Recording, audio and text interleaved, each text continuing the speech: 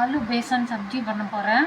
அது உருளைக்கிழங்கு தோல் எடுத்துகிட்டு இந்தமாதிரி ஸ்கொயராக கட் பண்ணி தண்ணியில் போட்டு வச்சுக்கணும். கடாயில் எண்ணெய் வச்சுருக்கேன், காஞ்சிருச்சு. கடுகு, ஜீரகம் வச்சோன்னா கருவேப்பிலையும் க்யூபாக கட் பண்ணால் உருளைக்கிழங்கும் போடணும். உருளைக்கிழங்கு போட்டு 5 மினிட்ஸ் ஆகிடுச்சு.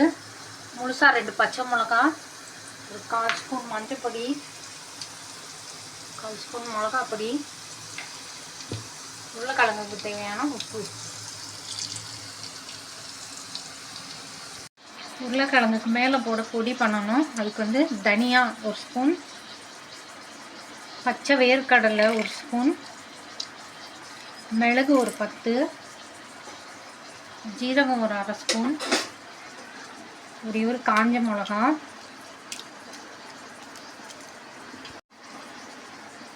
அது கூட 2 பெரிய ஸ்பூனில் கடலை மாவு. எல்லாத்தையும் மிக்ஸி ஜாரில் போட்டிருக்கேன். பொடி பண்ணின்னு வந்துடலாம். தண்ணியில் ஊற்றக்கூடாது, ட்ரையாக தான் பொடி பண்ணிக்கணும். இந்த கறிக்கு உருளைக்கிழங்குல கூட தண்ணியே ஊற்றக்கூடாது. பொடி பண்ணதை இந்த உருளைக்கிழங்குல ஆட் பண்ணிக்கலாம். பொடியை மேலே போட்டுட்டு மிக்ஸ் பண்ணாங்க. உருளைக்கிழங்கு மேலே பொடியெல்லாம் நல்லா கோட் ஆகுற மாதிரி நல்லா மிக்ஸ் பண்ணிக்கோங்க.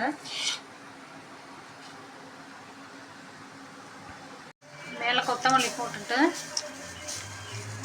கலந்துட்டு சர்விங் பவுலில் மாற்றிக்கலாம். சர்விங் பவுலில் மாற்றிக்கோங்க. சர்வ் பண்ணுறதுக்கு ரெடி.